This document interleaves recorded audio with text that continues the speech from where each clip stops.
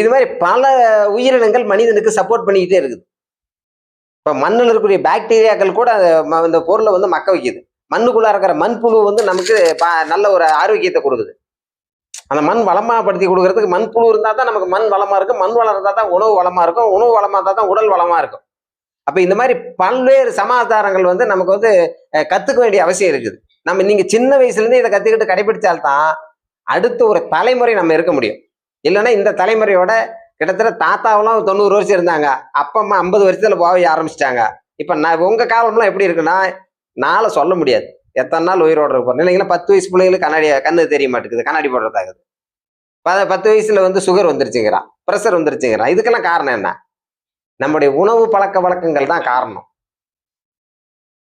நம்ம தினமுமே விஷத்தை சாப்பிட்டுட்டு உடல் ஆரோக்கியமா இருக்கணும் அப்படின்னு நினைச்சா அது சரியா இருக்குமா? எல்லாரும் கடைபிடிப்பீங்களா? இனிமேட்டுக்கு வீட்டுல சொல்லுவீங்களா? ஆரோக்கியமா வாழ்றதுக்கு என்னெல்லாம் பண்ண முடியும்னு சொல்லுவீங்களா?